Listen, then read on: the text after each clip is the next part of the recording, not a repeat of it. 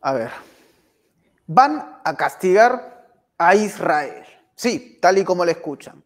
Los rebeldes hutíes han advertido a Netanyahu que ampliarán su radio de acción, haciendo un anuncio estremecedor para el sionismo. Atacarán barcos en el mar Mediterráneo, barcos que estén ligados, por supuesto, a Israel, sean socios, aliados, pongan el rótulo que quieran, pero se convertirán en un objetivo legítimo para los yemeníes. Así es, del Mar Rojo al Mar Mediterráneo, Israel entre la espada y la pared. Los hutíes, por supuesto, con su portavoz el militar Yahya Sarea como emisor, hablan ya de la cuarta fase de su ofensiva. Pero claro, todo esto podría evitarse si es que Netanyahu decide entrar en razón y termina de una vez con la masacre contra nuestros hermanos palestinos. ¿O no es así? Para hablar de este asunto tenemos un invitado de lujo, alguien que seguramente usted ya reconoce, alguna vez estuvo en uno de nuestros programas conversando con Juan José Castillo el J. Hablo, por supuesto, de Víctor de Currea Lugo, analista sobre temas vinculados al Medio Oriente, médico, periodista, activista pro-palestino. Víctor, un placer tenerte aquí en nuestro espacio. Bienvenido a Casa Prensa Alternativa. Muchas gracias, muy amable por la invitación y un saludo al público. A ti y por supuesto, la agenda está muy cargada, temas muy fuertes. Vamos, yo no quiero pecar de optimista, pero da la impresión, Víctor, de que estamos en una fase en la cual Israel se va quedando más solo que nunca. Claro que aún se mantiene la complicidad con algunos actores como Estados Unidos, por poner un ejemplo, pero vemos ya que al menos desde América Latina, por poner un caso puntual, Gustavo Petro decide poner un alto a las relaciones diplomáticas. Se van cocinando hechos. Pero me gustaría hablar primero que todo, Víctor, sobre el factor de los hutíes. Hablan ahora de esta posibilidad de ampliar el radio de acción, de ir también por el mar Mediterráneo, golpeando, por supuesto, en el bolsillo de Israel y sus socios. ¿Qué impresiones tienes, Víctor, sobre este escenario? Bueno, lo primero es entender que la forma en que nos han enseñado Oriente Medio es incorrecta. Nos han enseñado a ver que Oriente Medio es Irán, Siria, Líbano, Jordania, en mapas de los estados, el mapa político típico. Pero no, a veces se nos pierde que hay un mapa que son el mapa de los religiones, el mapa de aquí están los musulmanes, los suníes, los chiíes, los judíos, los cristianos, los coptos, los yazidíes, los drusos, pero podemos quitar ese mapa. Ahora coloquemos el mapa de las culturas. Entonces tenemos aquí los turcos, los kurdos, los persas, los árabes, quitemos otro mapa, coloquemos el mapa ahora de la importancia de las influencias, que está bajo control de Estados Unidos o no, y ahí tendríamos otro mapa. Podemos colocar un mapa de los recursos naturales, el petróleo, el gas, y tenemos otro mapa, que es Oriente Medio, la suma de todos estos mapas. Y en ese orden de ideas existe un fenómeno que se llama la resistencia. Eso que se llama la resistencia, que es una resistencia contra el Estado de Israel, contra ese proyecto sionista, no está concentrado solo en un país, sino que hace parte de ello Hezbollah, el partido de Alá, que es un partido político del sur del Líbano, pero fundamentalmente está en el sur del Líbano. Están las milicias, las brigadas, se llaman ellos, de Siria y de Irak, que desde Siria e Irak han atacado a Israel.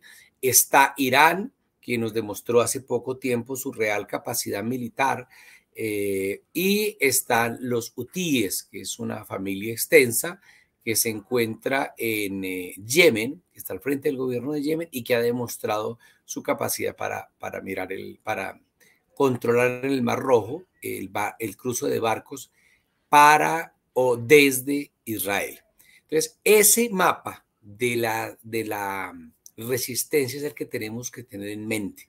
Y parte de ese mapa de la resistencia hacen los hutíes y han ahora ampliado. Primero han demostrado que son un pueblo que no se rinde. O sea, los famosos hutíes que la gente dice, los de chancletas, los de cotizas, alpargatas, como se diga en cada país, ¿cierto? Sandalias. Y resulta que han demostrado que tienen una aceptación brutal dentro de su propio pueblo, las autoridades hutíes, pero hay otra cosa importante y es que han demostrado que no basta con tener el barco más grande. Entonces la gente dice, mi barco es más grande. Sí, su barco, señor Estados Unidos, señor Inglaterra, muy grande, muy bonito, lo que ustedes quieran, pero nosotros con drones de $3.500 somos capaces de afectar todo el mercado que pasa por el Mar Rojo, que es un mercado muy importante, entre ellos de hidrocarburos, y que también impacta a Europa. Ahora dicen, pues nos vamos para el Mar Mediterráneo.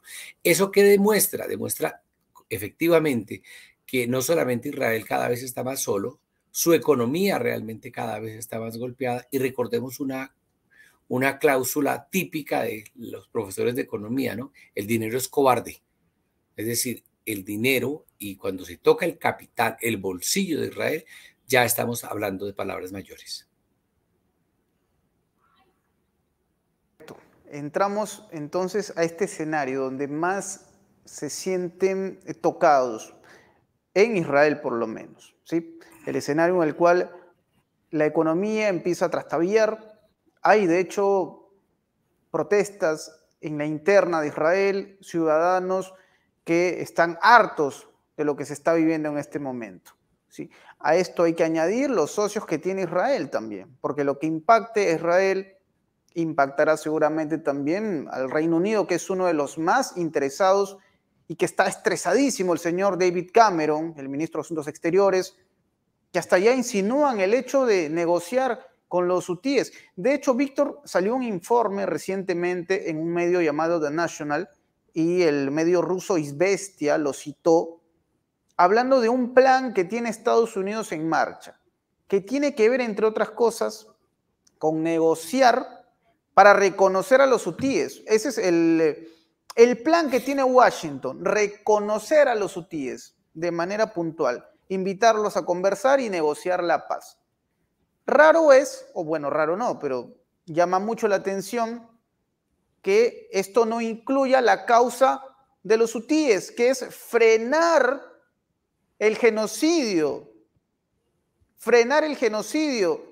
que viene de la mano de la brutalidad del régimen sionista.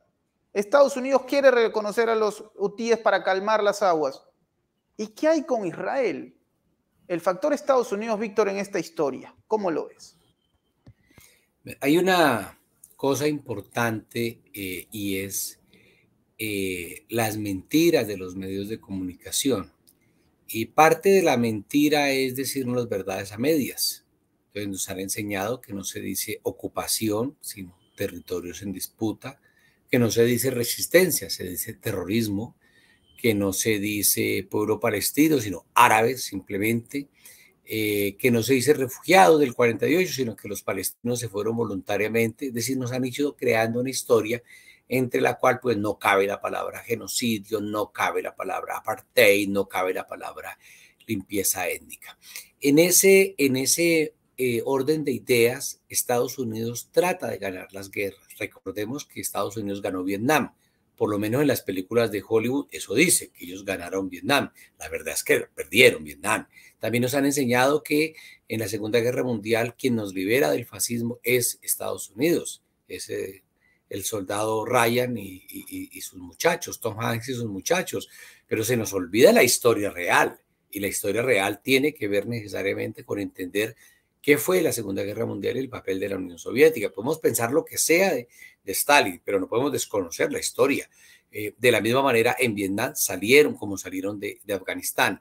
Ese afán de ganar las guerras también implica, aparte de vendernos mentiras, implica la necesidad muy importante para Estados Unidos de crear una figura mediática. Esa figura mediática implica acercarse a los hutíes si es necesario. Es más, Estados Unidos estaría dispuesta a sacrificar a Netanyahu de ser necesario. ¿Por qué? Porque Netanyahu no es el problema, es Netanyahu más el proyecto sionista. Claro, si nos convencen de que el problema es Netanyahu, se nos olvida que el señor Ariel Sharon hizo lo mismo, que Golda Meir hizo lo mismo, que Moshe Dayan hizo lo mismo, que Olmert hizo lo mismo, que el proyecto sionista es el mismo desde antes del 7 de octubre, que no hay un solo crimen del 7 de octubre para acá que no haya sido cometido antes. Entonces nos venden esa idea y dentro de eso Estados Unidos es malévolo. Fíjense que vive diciendo que no hay que negociar, que no sé qué, pero al final se sentó con los afganos, con los talibán en Qatar para sacar las tropas gringas de Afganistán. Entonces, Estados Unidos piensa mucho en clave de negocios, en un pragmatismo peligroso. Fíjense lo que ya le hizo, esto daría para otro programa, a Zelensky, el presidente de Ucrania. Lo abandonaron cuando vieron que eso no era posible. Ahora, no creo que Estados Unidos abandone a Israel como lo hizo con Ucrania, pero sí puede sacrificar algunos peones, entre ellos a Netanyahu, para tratar de legitimar la causa estadounidense. Termino diciendo, el problema de Estados Unidos es que no se encuentra, no se halla en Oriente Medio. Desde la guerra del 2001, en Afganistán, aunque Afganistán es Asia Central, pero luego su invasión a Irak, luego la guerra del 2006 entre Líbano e Israel, Estados Unidos no supo posicionarse. Cuando las revueltas árabes no entendió absolutamente nada de lo que pasó, no supo entender la violencia en Siria y ahora se ve entrampado con un gran retroceso de su agenda política. Hoy en día, cada día Estados Unidos es menos y menos en Oriente Medio. Y menos que es en Oriente Medio, lastimosamente en su propio territorio se convierte en una persecución, Víctor, porque no podemos dejar de hablar de lo que está pasando en Estados Unidos con aquellos estudiantes, bueno, de hecho, no solamente estudiantes, ¿no? Personas que probablemente tienen algún oficio, ciudadanos de a pie, que salen a protestar por la causa palestina, indignados, porque, insisto, una cosa tiene que ver con la decisión que tomen los gobiernos y otra muy distinta, que el 100% de una sociedad esté de acuerdo con esto. Y hay muchos ciudadanos que están en contra de lo que está pasando en la Franja de Gaza, muchos que, vinculados al activismo, salen a protestar. ¿Y qué les está pasando? Bueno, hay una represión policial. De hecho, ya en el Congreso estadounidense hasta se habla de una ley que tiene que ver con catalogar estos cuestionamientos a Israel como antisemitismo. De hecho, para poder ahondar un poco más en esta situación, el canciller o el portavoz de la Cancillería iraní, el señor Nasser Kanani, habla ya de un sesgo por parte de Estados Unidos, de un sesgo que tratan de silenciar a aquellos ciudadanos, estudiantes pro-palestinos que salen a marchar. La mirada que tienes respecto a esto, Víctor, a la voz que se hace sentir ya incluso en suelo estadounidense. Parece que esto ya no solamente corresponde a esta parte del mundo, porque sabemos que en América Latina también hubieron muchas manifestaciones en contra de los crímenes del gobierno de Netanyahu. Yo creo que y así como comenzábamos hablando de los mapas, y Oriente Medio no es solo su distribución geográfica, creo que hemos cometido como humanidad un error, y es creer que Palestina es solo Palestina. Palestina significa muchas cosas. Palestina significa, por un lado, la lucha de un pueblo por su autodeterminación, que es exactamente lo que reivindicaron en la pasada la Segunda Guerra Mundial todos los pueblos africanos. Es lo mismo que todavía algunos pueblos están peleando por tener un espacio decente en términos de la tierra. Por lo tanto, Palestina representa una lucha anticolonial claramente. La segunda cosa es que Palestina significa un ejercicio de liberación frente a una ocupación, es decir, frente a un poder que ocupa un territorio que no le pertenece, como lo ha definido la Corte Internacional de Justicia. Por tanto, la lucha del pueblo palestino es la lucha de todos los países que han estado bajo ocupación, especialmente bajo ocupación de los Estados Unidos, pero también el caso de Mali, por ejemplo, afectado por Francia, el caso de las colonias inglesas. Entonces vemos ahí o lo que representa Palestina. Pero Palestina además significa la lucha contra el sionismo, es decir, la lucha contra una de las formas de fascismo más graves que ha existido en la humanidad. Y eso implica entonces recuperar las banderas del fascismo para destruirlas. Es decir, todo lo que movió a la sociedad en los años 40 en la lucha contra el régimen de genocida de Hitler se está movilizando ahora en términos de la lucha del pueblo palestino. Pero además el pueblo palestino es un pueblo árabe, con lo cual, a pesar de que algunas monarquías el mundo árabe están a favor de Israel o juegan o coquetean con Israel. En la gran masa del pueblo árabe está con Palestina. Pero además la mayoría, no todos, pero la mayoría de los palestinos son de religión musulmana, con lo cual todo el mundo islámico se ha volcado. Es decir, pero no es suficiente con ser musulmán o árabe, basta con ser persona. Y esa condición de ser persona ha llevado a que hoy se mueva el mundo. Entonces, volviendo a la pregunta, y perdón por tan larga introducción, lo que está discutiendo ahorita un estudiante de Columbia University o una estudiante en Sciences Po en Francia, o lo que está discutiendo alguien de los Sin Tierra en Brasil, o lo que está peleando aquellas personas que pelearon contra el apartheid de Sudáfrica y que es Sudáfrica quien demanda a Israel por genocidio ante la Corte Internacional de Justicia, es un proyecto de justicia internacional, es un proyecto mundial. Es decir, el sionismo, hay que entenderlo además como un animal con muchas patas. En el caso colombiano, por ejemplo, éramos llamados de manera vergonzosa el Israel de América Latina y así nos conocieron. Por tanto, la presencia del sionismo en Colombia es absolutamente brutal. Los medios de comunicación están del lado sionista. Incluso medios alternativos son dirigidos por judíos sionistas. Entonces, que el presidente Petro se atreva a tomar la decisión que tomó es brutal. Pero hay que entender que lo que dice el presidente Petro de esa decisión se enmarca con lo mismo que hace el gobierno de Sudáfrica cuando demanda a Israel, pero es lo mismo que hace Turquía cuando nos anuncia hace pocos días que recortó todas sus interacciones comerciales con Israel. Es lo mismo que está diciendo ese estudiante en Columbia University buscando justicia. Es decir, se está consolidando un bloque que es un bloque que no es homogéneo, ni está coordinado, ni hace parte de ninguna conspiración, pero donde están confluyendo todas las personas que de alguna manera reivindican la justicia social, los derechos humanos, la autodeterminación. Y ese es un punto que me gustaría resaltar, Víctor, porque esto ya se trata, insisto, de un tema de humanidad. Se trata de un tema de humanidad. No estamos hablando de una persecución. A ver, muchas veces, y lo he podido leer, soy testigo de ello, porque tratamos de encontrar las reacciones de nuestro público, vemos comentarios bastante crudos contra los contenidos que normalmente nosotros difundimos que tienen que ver con una realidad, con los atropellos a los derechos humanos y el cómo se le corta la vida a civiles en la Franja de Gaza, y vemos comentarios de gente que nos tilda de antisemitas, y me río con cierta ironía porque nada más lejano a la realidad, lo que estamos nosotros es contando hechos, porque, a ver, quiero hacer quiero tocar esto con mucho tacto, ¿sí? Es como si estuviésemos varias décadas atrás, en los 40, y fuésemos indiferentes a lo que hacía la Alemania hitleriana. O sea, yo lo veo así. Imposible quedarse callado ante esta realidad. No es en absoluto una persecución. De hecho, la figura de Benjamín Netanyahu, como tú mencionas, Víctor, podría ser transitoria porque llegará otro igual que busque sostener el proyecto sionista.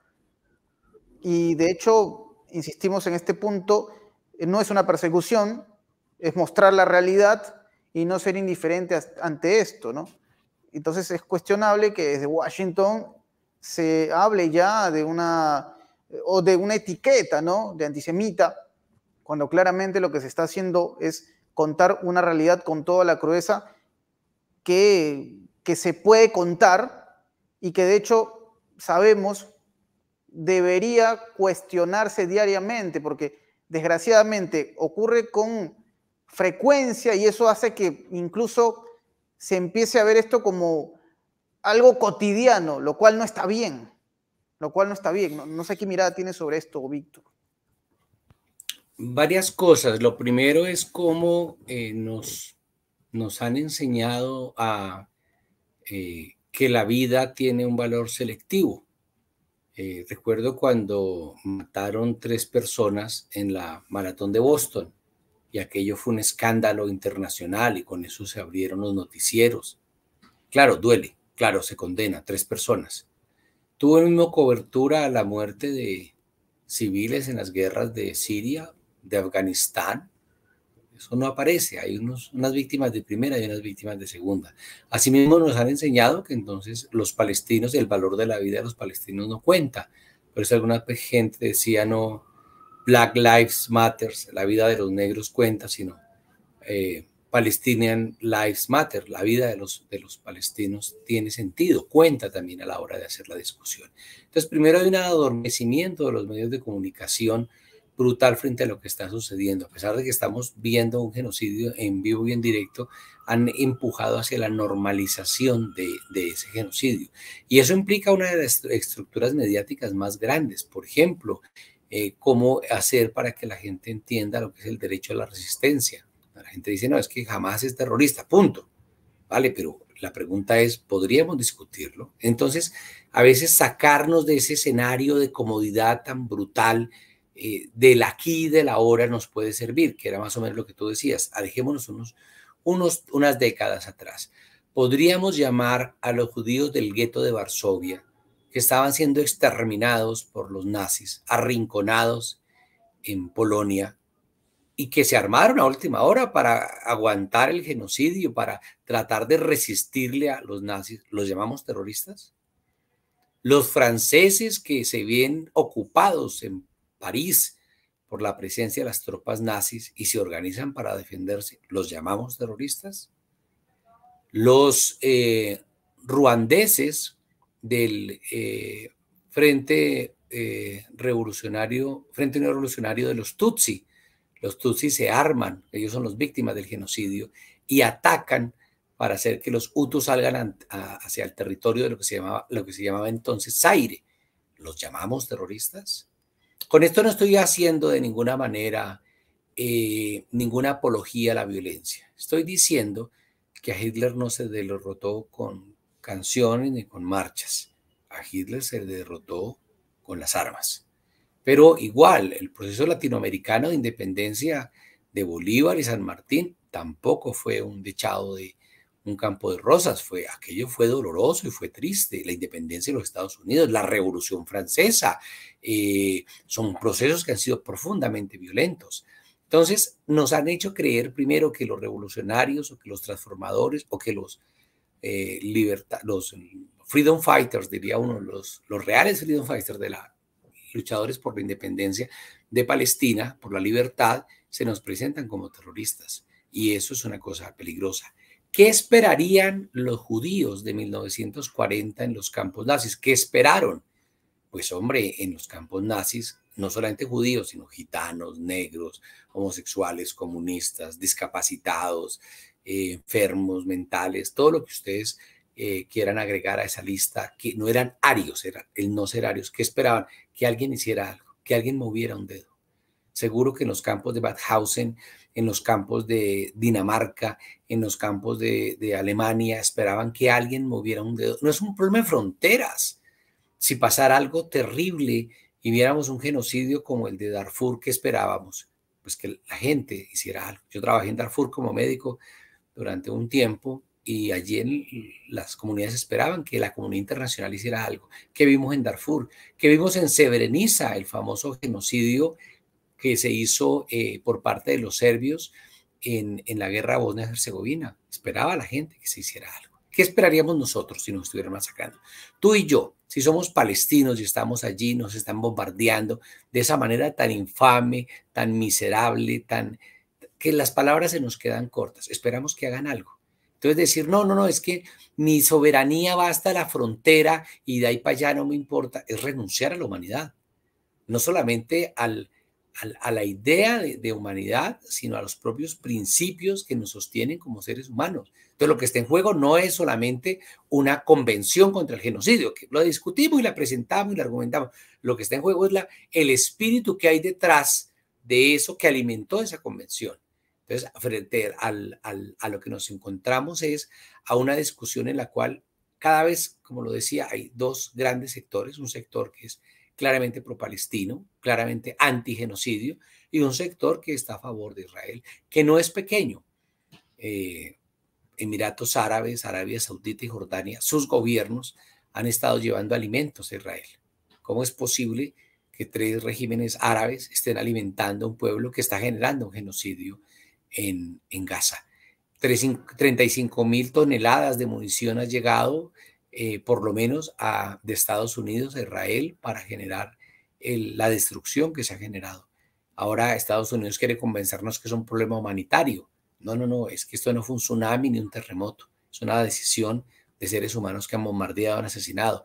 Alemania ahora intenta convencernos de que la libertad de expresión se acaba con el tema palestino. Francia prohíbe las marchas. Inglaterra quiere penalizar que se ondee una bandera palestina. Es decir, estamos frente a un mundo de unos exabruptos terribles. Y Europa nos quiere convencer de que el derecho a la resistencia de una ocupación vale si eres ucraniano, vale si eres rubio, de ojos azules, cristiano. Pero que ese derecho a la autodeterminación y a la resistencia, que esté en el derecho internacional, no me lo estoy inventando yo. Invito a las personas que nos están oyendo a que revisen los convenios de Ginebra, revisemos el derecho internacional. Y el derecho de un pueblo de resistir de manera militar frente a una ocupación, no me lo inventé yo. Lo dice la comunidad internacional. Pero parece que si eso lo pedimos para unos musulmanes, árabes, no tan blancos, entonces ya no funciona. Esa es parte de la construcción mediática y del reto que tenemos que romper en programas como este. Con un punto que mencionaste, el hecho de renunciar a la humanidad, porque efectivamente da la impresión que es lo que pasa con varios líderes. Por ejemplo, bueno, Javier Milei en Argentina, por poner un ejemplo, de los tantos que hay, de esa indiferencia a lo que está ocurriendo con nuestros hermanos palestinos. Yo recuerdo muy bien las palabras de Mohamed Ali al-Houthi, a nombre de los hutíes, cuando lo entrevistan en la BBC, le preguntan, ¿por qué es que ustedes se involucran en este asunto si están tan lejos de la Franja de Gaza? La respuesta de al-Houthi fue directa y muy certera, ¿no? A ver, yo me pregunto entonces, y él lo dijo de manera muy, digamos, escueta, yo me pregunto entonces, ¿por qué rayos ustedes, señores del Reino Unido, el señor Emmanuel Macron, el señor Joe Biden, sí tienen esa libertad para moverse en otros asuntos? O sea, nosotros no nos podemos involucrar con lo que pasa en la Franja de Gaza y ustedes sí se pueden involucrar en lo que está pasando en el Mar Rojo, ustedes sí se pueden involucrar en lo que pasa en el África. Yo no sabía que eran dueños del mundo. Vamos, estoy parafraseando un poco, pero es la idea de él. Y la presentadora de la BBC se quedó muda. No sabía cómo refutar esto. Porque desde luego, insistimos, la causa palestina es lo que proponen los hutíes para conversar. Han dicho, no se les ocurra meterse a Rafah. Se lo han advertido a Netanyahu. No se meta a Rafah, señor Netanyahu, porque lo que se viene podría ser brutal. Impresiones, Víctor, sobre esto. A ver, ¿hacia dónde va esto? Yo creo que es muy difícil hacer cábalas sobre qué puede suceder en el futuro inmediato.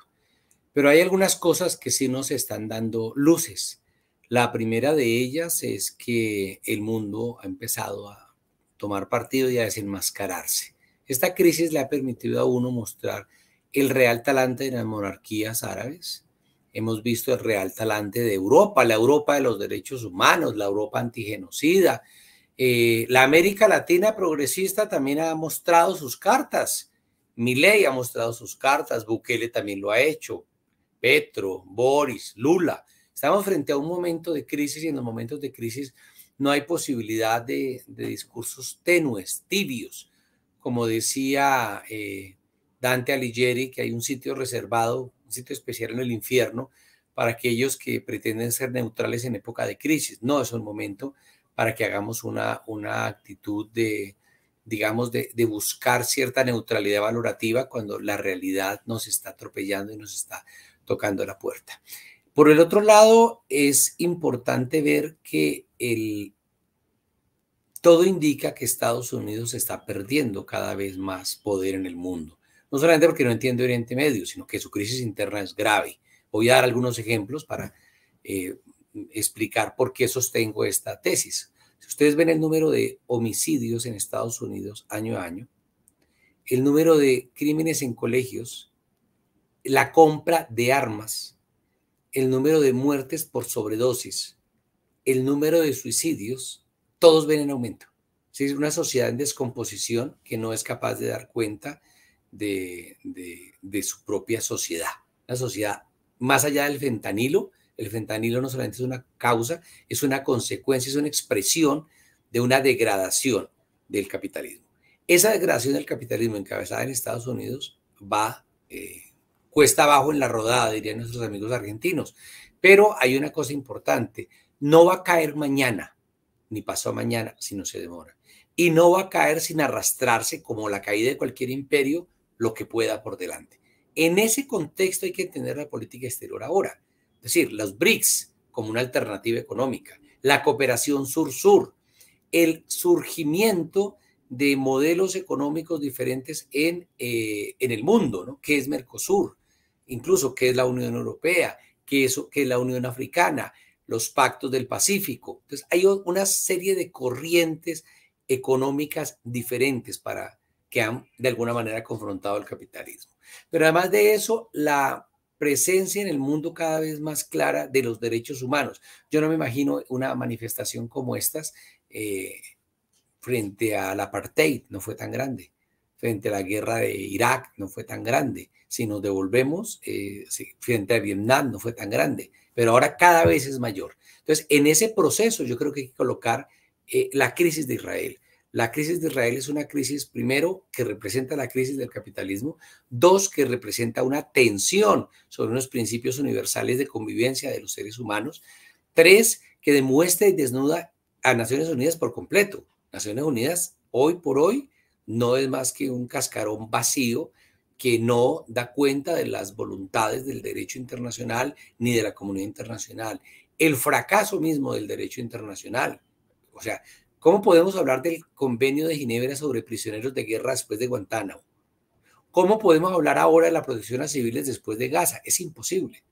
Pero también hay una tensión en lo informativo en términos de, podemos creerle a la BBC, podemos creerle a la CNN, podemos creer todas las mentiras, infamias y calumnias que ha construido por décadas y que con una pregunta como la que tú dices se desnuda por completo lo que hay ahí. La pregunta es, ¿estamos haciendo periodismo o publicidad?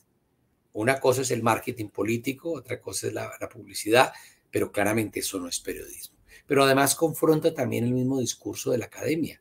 Una academia que ahora no quiere, y lo representan los rectores de las universidades de Estados Unidos, que autorizan la entrada de policías, que quieren hablar de la realidad solo a través de pies de página, en inglés por supuesto. Como le decía a un amigo mío en estos días, hablar de Gaza en este momento no es académico. ¿Cuándo es académico hablar de Gaza?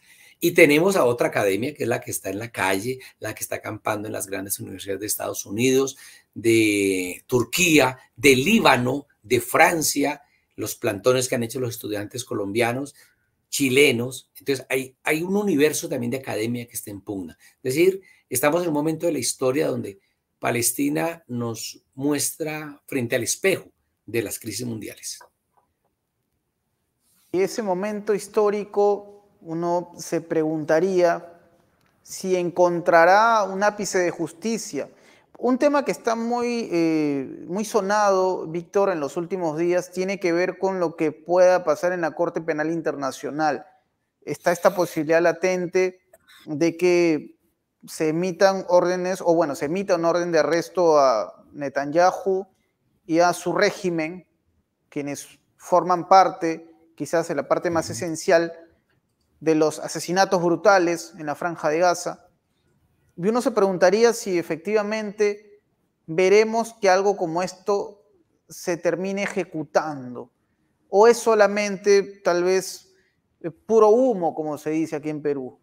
Veremos a este señor Netanyahu, que insisto, es un elemento transitorio, pero veremos que atrocidades como las que se han visto finalmente encuentren justicia. Hay dos universos, digamos, dos escenarios de disputa jurídica, por lo menos dos en el mundo hoy con relación al genocidio en Palestina. Uno, recordémoslo, la Corte Internacional de Justicia, una corte que hace parte del sistema de Naciones Unidas y que solo juzga estados. Por eso es el Estado de Sudáfrica el que abre un proceso contra el Estado de Israel por genocidio y el Estado de Nicaragua el que abre un proceso contra el Estado de Alemania por complicidad. Recordemos que el 30% de las armas que compra Israel las compra a Alemania, mientras el 69% se las compra a Estados Unidos.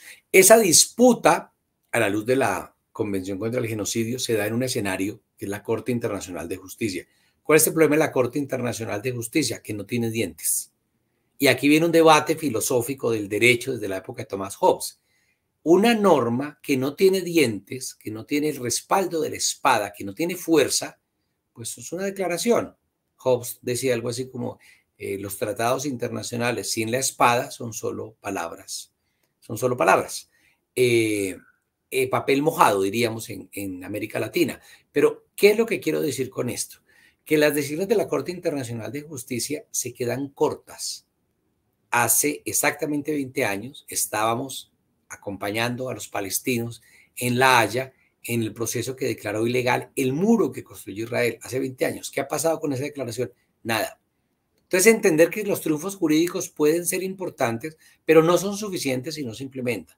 Dos, que la pelea no solamente es jurídica, de hecho ya existe en el derecho internacional normas claritas sobre la ocupación de Palestina, la adquisición de tierras por medio de la fuerza, el Estatuto de Jerusalén, el regreso de los refugiados palestinos, el estatuto jurídico del territorio, la ilegalidad de la adquisición de tierras por medio de la fuerza. Todo esto ya está respondido en el derecho.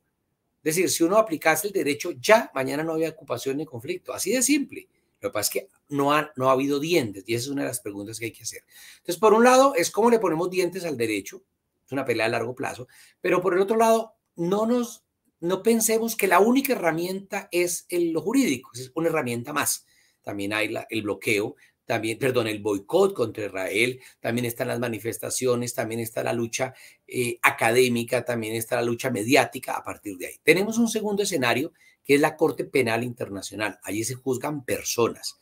Entonces, Chile y las autoridades chilenas han propuesto un proyecto unos proyectos de investigación en la Corte Penal Internacional. Las dos quedan allí, entonces a veces uno es el Tribunal de La Haya y no se sabe bien de qué se está hablando. La Corte Penal Internacional para juzgar a Netanyahu y a otras personas. Ese es otro proceso jurídico que se está planteando. Pero hay otros. Por ejemplo, en Sudáfrica decidieron procesar por crímenes de guerra a los soldados que tengan doble nacionalidad, sudafricanos e israelíes, que estén participando en crímenes de guerra. Y eso es una propuesta para toda la humanidad. Entonces, ahí hay otra posibilidad que se está abriendo. En Francia también algunos tribunales han empezado a explorar esto que se conoció un tiempo como la jurisdicción universal. Entonces, el derecho nos da unas posibilidades, pero no las da todas. Aprovecho, si me lo permites, estimado Enzo.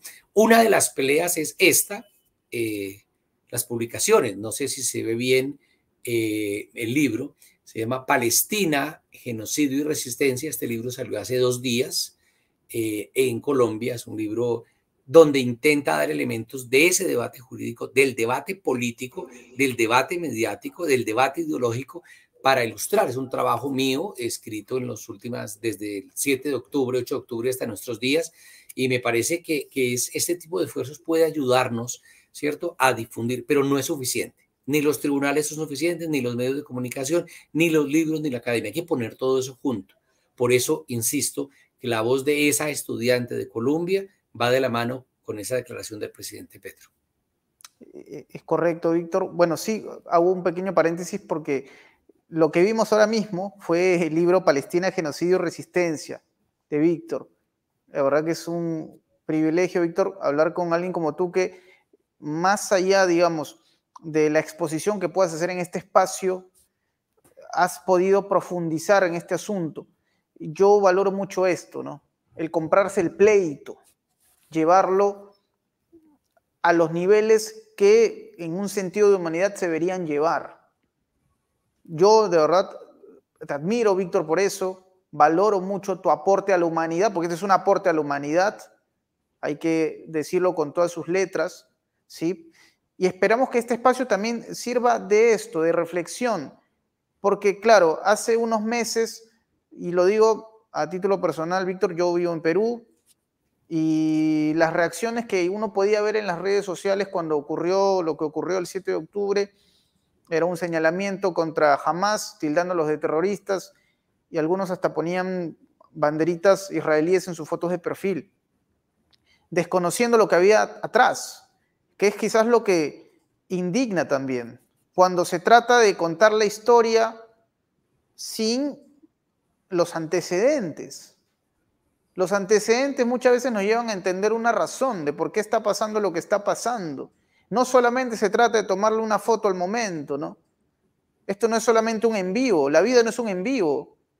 En la vida tienes también la posibilidad de hacer un review, retroceder, tratar de entender cómo llegamos a este punto de confrontación que involucra a la humanidad. Porque por más lejano que sea físicamente hablando, es algo que a nosotros nos impacta. Entendemos que... Sí, por favor, Víctor. Dentro de eso, muchas gracias porque ese comentario nos permite adentrarnos en los orígenes del sionismo. Sí. Los judíos han sido perseguidos, sin duda. Nabucodonosor los llevó a Babilonia, el emperador Tito Romano los persiguió, persiguieron en las cruzadas, los persiguieron en Rusia zarista, los persiguieron en todo lado. Eso no lo hemos negado. Y no me parece decente negar esa persecución porque está probado históricamente, como no niego el genocidio de los nazis. Ahora, el problema es qué solución se plantea. En el siglo XIX, un señor que se llama Theodor Herzl propone, junto con el señor Bruno Bauer y otros intelectuales judíos, siglo XIX, hombre, creemos un país solo para judíos. Y eso es el sionismo. Como ven, no aparece como una propuesta religiosa, sino un nacionalismo político.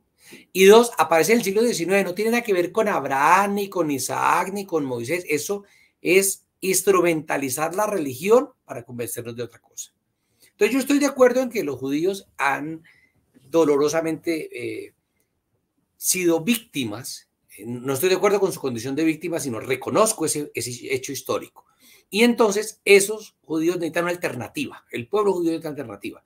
La alternativa, creo que fue Sartre el que la planteó cuando dijo, nada de los judíos en cuanto judíos, todos los judíos en cuanto ciudadanos.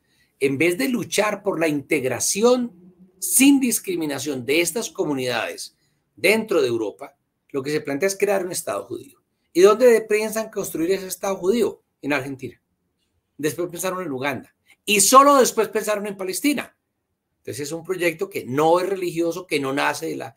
Después, con el desarrollo del sionismo, cuando se van apropiando de Palestina, echan mano de dos argumentos conocidos, que es el de somos el pueblo elegido y esta es la tierra prometida. Entonces se construye eso. Pero yo les pido que revisemos lo que fue la caída del Imperio Otomano, la Constitución de Oriente Medio luego de la Primera Guerra Mundial, el Tratado de Sykes-Picot, la Declaración de Balfour, y vamos viendo entonces cómo no es cierto que el Estado judío haya sido creado después de Hitler o después de la Segunda Guerra Mundial. No, el proyecto sionista aparece antes de que naciera Hitler, en el siglo XIX. No nos digamos mentiras. Y luego entonces empatan para vendernos una narrativa. Eso es una cosa que es bien importante, poner el contexto, ¿no? A veces yo he tenido algunos debates palestinos en los que frente a la sinrazón recurro a la realidad, ¿no? Una vez estábamos en Naciones Unidas en una discusión muy grande y entonces le decía yo a un vocero de los sionistas, le dije, yo le invito el pasaje y vamos juntos a Tulkarem para que vea la realidad. Y yo creo que hay que hacerlo. Hay que ir a Tierra Santa, no solamente para visitar el Santo Sepulcro, que es válido, yo no tengo nada contra eso, pero la pregunta es, ¿tú has visto, le digo yo al interlocutor que sea, el muro de las lamentaciones y viste que hay unos barrios construidos solo para judíos en territorio palestino que se llaman asentamientos y que son ilegales? ¿Tú viste civiles armados en las calles de Jerusalén todo el tiempo y que son colonos? ¿Tú has visto el muro de 8 metros de alto y 700 kilómetros de largo que crea unos guetos para encerrar a los palestinos? ¿Tú has visto cómo detienen las ambulancias para que no recojan a los palestinos? ¿Tú has visto el resultado de los bombardeos como lo vi en Gaza por parte de Israel? Entonces, haber vivido allí, que es mi caso, haber escrito allí libros, haber trabajado allí, haber estado como trabajador humanitario, como investigador, le permite a uno tener otra realidad. No quiero decir, claro, uno puede entender cosas de Perú sin pisar Perú, pero mejor si va a Perú, si se va a Lima, si se va a Callao, si habla con la gente de a pie, porque hay que oler. La investigación no es un problema de bibliotecas. La investigación es ir a las calles reales y olerlas. Yo he tenido el privilegio y el dolor de estar en campamentos de refugiados palestinos en Líbano, en Jordania, de entrevistar palestinos en Siria, en Turquía, de estar en Gaza, de estar en Jerusalén, en Tulkarem, en Jenin, en Tubas, en Belén, y a partir de ahí hacernos una foto. Entonces, cuando tú dices, coloquemos el review, está muy bien, hay que mirar la historia. Pero lo otro es, si la vida fuese un en vivo, pues entonces vámonos al escenario real, no al set, no al plató, vámonos a la vida real. Y la vida real es, yo invito a las personas que nos están oyendo, que vayan y miren, si les parece antisemitismo, molestarse o indignarse porque un soldado israelí golpea a una viejita palestina. Si eso les parece antisemitismo, bueno, alguien decía, si no nos llaman antisemitas es porque no hemos hecho bien la tarea a favor del pueblo palestino. Casi que yo lo doy por descontado. Hay ofensas que hablan bien de uno. Entonces, en ese sentido, yo creo que ese afán por construirnos como los malos, por chantajearnos con las víctimas del Holocausto, por tratar de decirnos que los judíos son eternamente víctimas, no es una cosa que apele a la razón, a los hechos, sino que apela al prejuicio, apela a la rabia, apela a la víscera para tratar de justificar. Dentro de eso, si me lo permites, es muy importante el papel de algunas organizaciones de tipo religiosas en América Latina, los evangélicos, los neocristianos. Ellos están continuamente participando en una, yo diría casi que es una operación de desprestigio contra el pueblo palestino. Y es hacernos creer que el pueblo elegido, que el pueblo de Israel es el mismo, es el pueblo de hace 2.000-3.000 años, o el que menciona la Biblia, que el pueblo actual que está viviendo allí.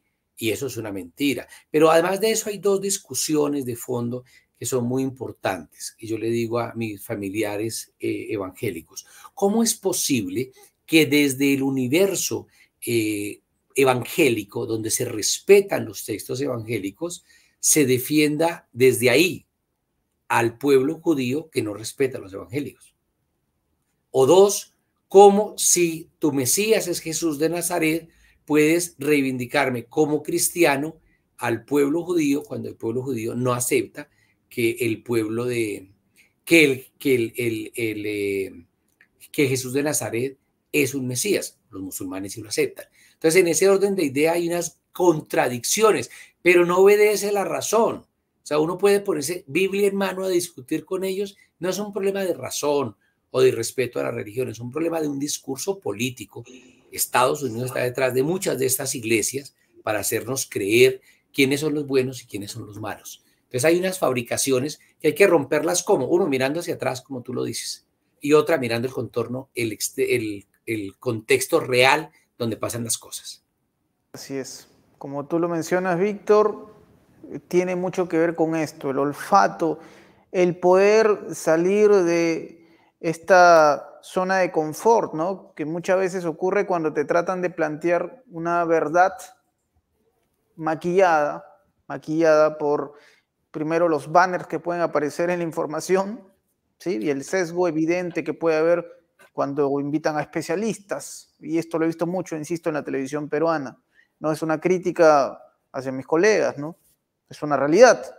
No me creo dueño de la verdad tampoco, pero vamos, es algo muy sencillo de contrastar, ¿no? Sabemos hacia dónde se orienta muchas veces la información. Víctor, yo te agradezco por tu tiempo, por habernos dado esta mirada profunda para una coyuntura en la que estamos viviendo.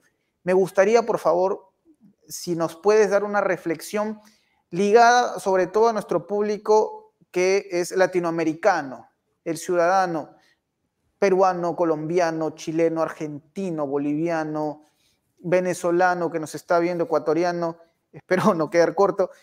que en este momento te están viendo, nos están escuchando y que seguramente entenderá que desde su posición también se puede hacer algo, Víctor. Por favor, una reflexión sobre lo conversado. Si sucediera un doloroso terremoto en Colombia, los colombianos esperamos que ustedes, nuestros hermanos y hermanas latinoamericanas, nos echaran una mano. Si hubiese una inundación en Caracas, si hubiera una guerra en Brasil, si hubiera un golpe de Estado en Argentina, esperamos que nos echemos una mano. Eso es lo que está pasando y lo que están esperando los palestinos. Por favor, dejemos de pensar con el color del pasaporte. Eso no es más que miopía, de una terrible miopía que solamente nos definimos como peruanos, colombianos o brasileros. Sí, somos eso, pero somos más que eso y a eso no se debe renunciar. La segunda cosa importante es que desafortunadamente muchas corrientes, incluso filosóficas, nos han vuelto a la tribu. Entonces mi tribu es la mejor, mi tribu es la que tiene la verdad y por tribu le hace cualquier ismo. Pero eso es absolutamente irrelevante, ¿no? La condición humana finalmente de un colombiano, de un turco, alguien de Uzbekistán es exactamente la misma. Yo he tenido la posibilidad de trabajar en varios conflictos armados como periodista y el dolor de una madre al que le han matado a sus hijos es el mismo en Afganistán, en Ucrania o en Colombia. Entonces a esa universalidad no podemos renunciar. Pero además de eso tenemos unas leyes que ha firmado Colombia, Perú, Venezuela, Brasil, como es el derecho internacional humanitario. Y eso nos genera unas obligaciones de orden jurídico. ¿Qué podemos hacer? Primero, estudiar. Hay que estudiar, hay que leer, hay que documentarse, hay que mirar los mapas, hay que reflexionar, pero no para que espero a que el otro se quede callado para yo llevarle la contraria. No, eso no es un diálogo. Es, hombre, lo que me estás diciendo me aporta, estoy equivocado en esto, creo que mantengo la razón en esto otro. Hay que leer historia, hay que leer geografía, hay que leer, por ejemplo, a los colombianos cómo fueron oficiales israelíes del ejército de Israel los que contribuyeron a la creación de grupos paramilitares en Colombia. Eso no se nos puede olvidar. Pero además de eso, ese afán de justicia por el que pelearon los argentinos en las dictaduras, ese afán de justicia con que los peruanos han enfrentado las crisis con sus presidentes, esa sed de justicia es la misma que están enfrentando muchísimas cosas. Esos hermanos y hermanas de Venezuela que discuten sobre qué es lo correcto, que algunos migran, que el problema del bloqueo, que las relaciones con Estados Unidos, que las relaciones con Colombia, que no han sido del todo gratas en el pasado. Hombre, esa preocupación internacional es la que nos tiene que llevar.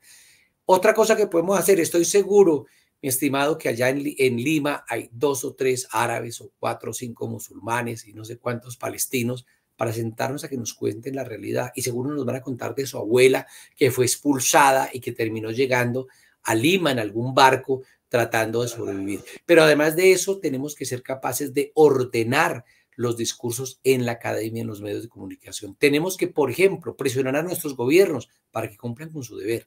2, no comprar productos que están financiando el genocidio israelí. Ustedes pueden entrar a internet y buscar cuáles son aquellas empresas que están financiando eso. Tenemos además que salir a decir la verdad, documentar la realidad. Tenemos que mandar ayuda humanitaria. Allí han matado muchos médicos y es muy importante. Y yo sé que hay cirujanos de primer orden en América Latina que podrían echar una mano allí.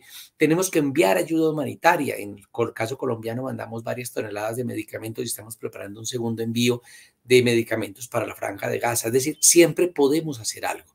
Desmentir, leer, formarnos, salir a la marcha y llevar la bandera palestina. Que no nos dé vergüenza, que no nos dé miedo decir, estamos con la justicia. Víctor, por esas palabras y nuevamente le recordamos al público, ¿sí? Víctor está presentando, entiendo, en Colombia, en Bogotá, el libro Palestina, Genocidio y Resistencia, correcto, ahí lo están observando ustedes, ya lo saben, estamos hablando de la Feria Internacional del Libro de Bogotá.